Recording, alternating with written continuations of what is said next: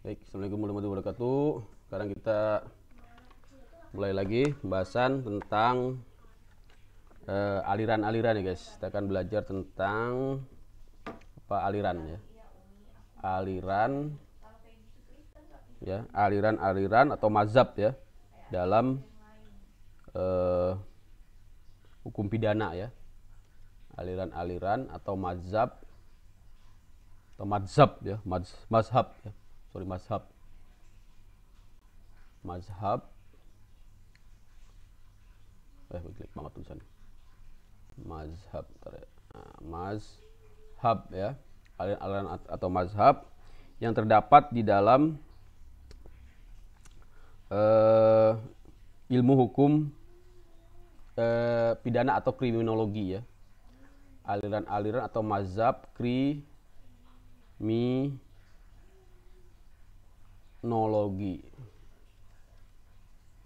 Sebelumnya kita kemarin sudah bahas ya kriminologi ya,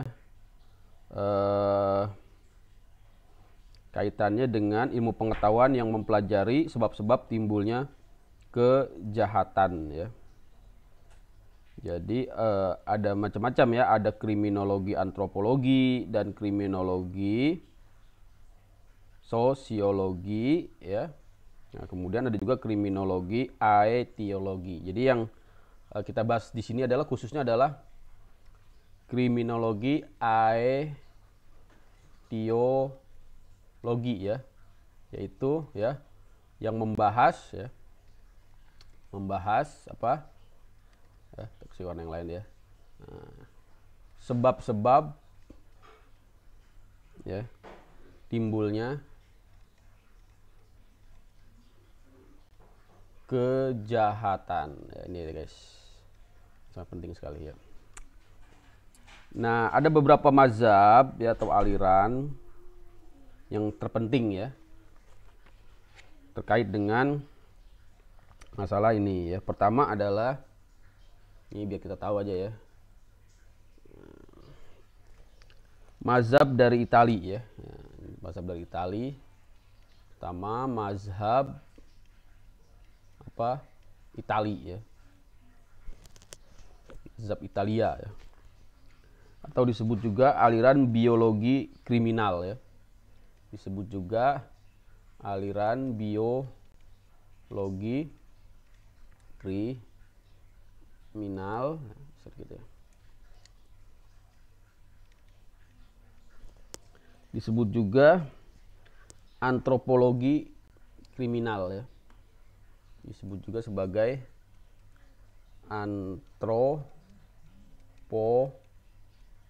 antropologi ya. Biologi atau antropologi kriminal ya. Sini aja. Itu ya. Apa itu ya? Aliran ini ya menyatakan bahwa ya, ini tokohnya adalah Lombroso ya, kemarin sudah saya sebutkan tokohnya Lombroso ya. Langsung kita kasih kecil dikit ya. Nah, ini ya. Jadi mazhab ini ya tokohnya siapa namanya? Lombroso ya, Dr. Cesare Lombroso ya, kemudian kecilkan aja. Dr. ya Cesare Lombroso ya dari Italia ya.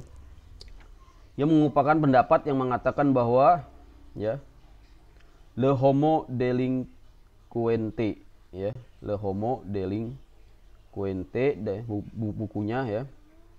Beliau adalah seorang dokter ilmu kedokteran jiwa ya, dokter ilmu kedokteran jiwa ya. Dia mengaitkan kejahatan itu dengan keadaan fisik ya. Jadi tiap penjahat itu mempunyai ciri-ciri fisik. Jadi intinya adalah aliran ini ya menyatakan bahwa sifat-sifat jahat itu dari ciri-ciri fisiknya ya. Misalnya keadaan fisik ya. Di sini dari bentuk muka ya. Kemudian juga dari dari keadaan psikis ya. Nah, ya. Jadi ini suatu ilmu yang dibahas ya oleh dokter dari Italia ya, di mana dia menyelidiki ya, hasil penyelidikan dari 350 orang yang dihukum ya. Jadi dia Dr. Cesare Lombroso ini ya meneliti 350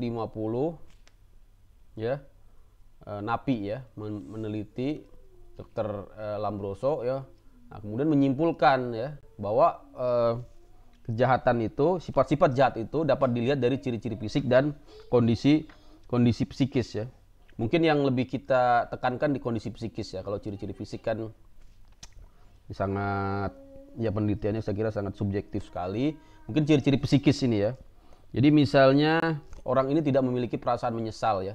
Nah, ini orang-orang penjahat ini ya tidak menyesal, makanya ya itu nanti bisa menjadi pemicu orang-orang yang tidak menyesal, kemudian tidak punya perasaan lah gitu ya, gila, kejam ya, tak tahu agama ya, kejam. Jadi kemudian juga sifat tak tahu agama. Jadi memang di sini unsur agama juga sangat dominan ya di dalam menentukan nanti ini ajaran dari Dr. Lombroso ya. Tidak tahu agama. Maka sangat relevan sekali ya kalau kita lihat nanti ya.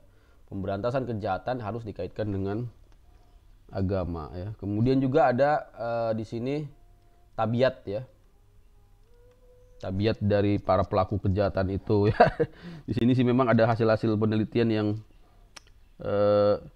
cukup ya, karena ini kan sifatnya ini ya, sifatnya penelitian apa namanya lapangan gitu ya, tentunya dari sampling yang ada ya. Dia mengatakan bahwa orang-orang tuh suka tato gitu ya. Nah, tapi memang mungkin ada relevansinya juga ya, tabiat suka tato ya.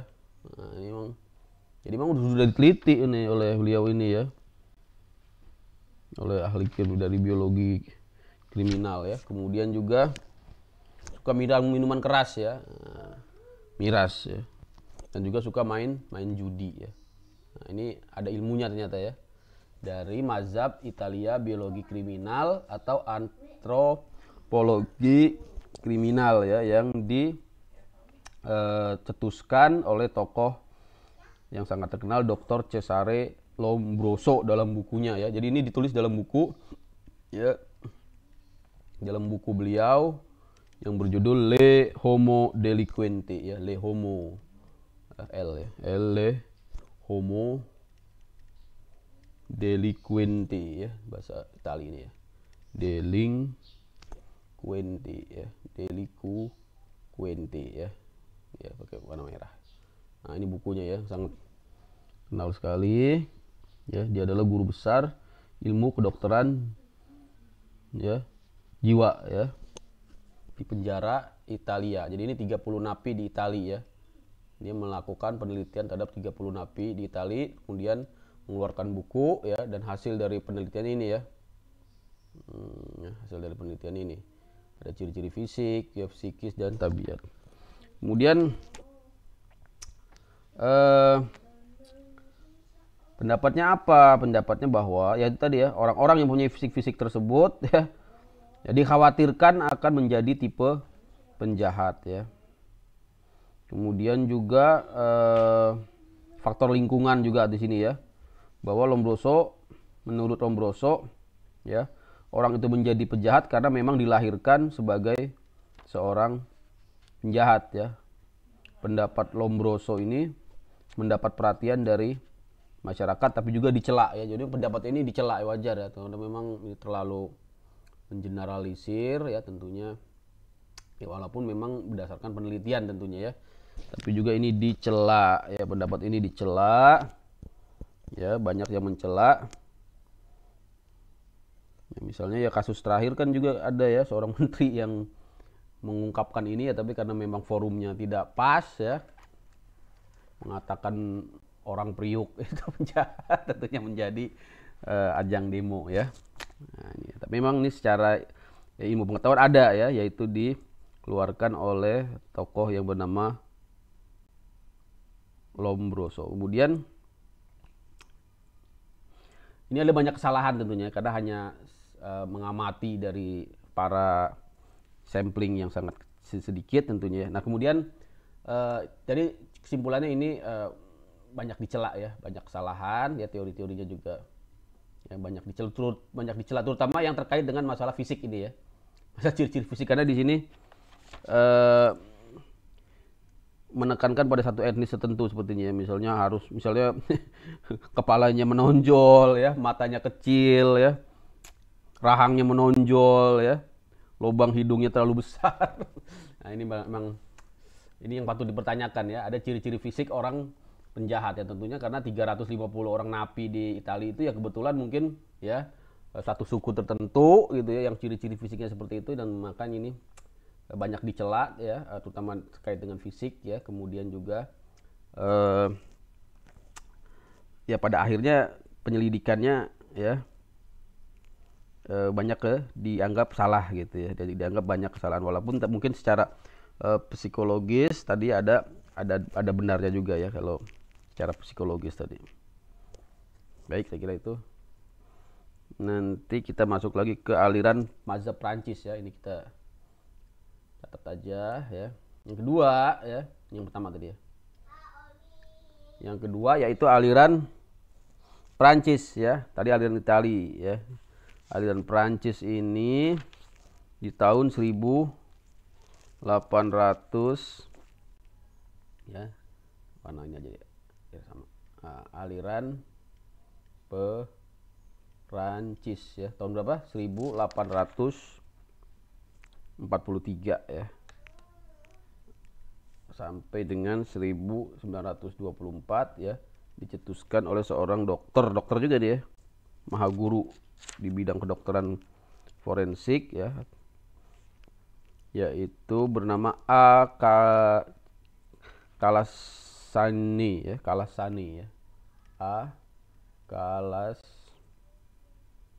ya double S ya, gimana bacanya nih ya, Kalasane lah gitu lah, nanti cari aja spelling apa namanya, pronunciationnya. Aliran ini ya menolak tadi ya, menolak dari alirannya Lombroso tadi ya, berpendapat bahwa si penjahat itu ya tidak bersalah. Ini lebih ekstrim lagi nih. Seorang itu menjadi jahat disebabkan oleh susunan corak dan sifat masyarakat di mana penjahat itu hidupnya. Jadi dia baliknya. Jadi orang itu pada dasarnya tidak jahat ya. Orang tidak ada yang jahat. Ya, tapi ya ini saksi merah ya. Masyarakat ya yang membentuk ya, atau lingkungan ya. Jahat karena lingkungan ya, karena ini ya. Jahat karena adanya lingkungan ya, mungkin ada relevansinya juga ya dengan yang kondisi yang pertama tadi ya, tidak sepenuhnya berbeda ya, misalnya kemiskinan ya, pendidikan yang buruk ya, nah itu menjadi penyebab dari kejahatan ya, miskin ya, kurang pendidikan ya, dan lain-lain ya, gelandangan ya. Nah itu memang ada teorinya ini ya, ada hasil penelitiannya ya. Selain itu juga karena harga barang-barang yang tinggi ya, ada tingkat perekonomian inflasi ya. Jahat karena lingkungan ya, inflasi ya, dan lain-lain ya. Ekonomi yang sulit ya. Ekonomi ya. Nah, jadi juga karena adanya ya perbuatan-perbuatan jahat yang mereka tiru ya. Jadi ini adanya perbuatan-perbuatan jahat yang mereka tiru ya, dari film-film ya. Nah, ya. Kemudian juga dari pornografi ya. Nah, ini akan menjadikan orang berbuat jahat. Maka ya ini harus dihindarkan ya, sebisa mungkin orang dihindarkan dari hal-hal seperti ini. Itulah tujuan hukum ya. Jadi nanti kesimpulannya adalah harus ya dihindarkan ya sifat-sifat jahat dari seorang penjahat ya. Hindari ya, bahkan hindari ini ya, hindari ya agar orang tidak berbuat jahat, menghindari lingkungan yang jahat ya. Ya kalau kemiskinan ya orang sebisa mungkin dilepaskan dari kemiskinan ya. Ya. Kemudian juga pendidikan ya dimajukan gitu ya. Kemudian dihindarkan dari rangsangan-rangsangan negatif di film, pornografi dan sebagainya. Baik, saya kira itu dulu ya, dua ya, satu lagi lah ya. Dan satu lagi teori biososiologi, ini terakhir ya. Yang ketiga teori biososiologi. Ya. Apa? Aliran biososiologi.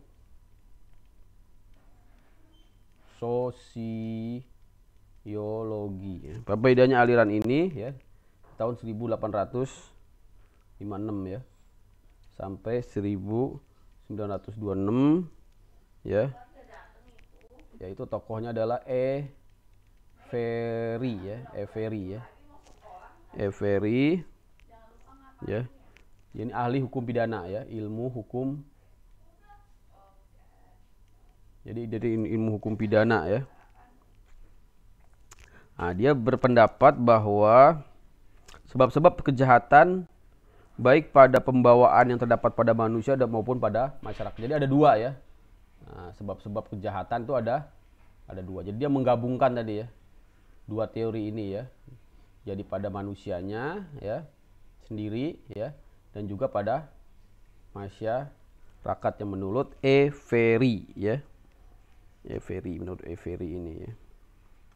Jadi dari faktor individual ya, individunya ya, dan juga dari faktor komunitas ya, sosial ya. Sehingga disebut dengan aliran biososiologi.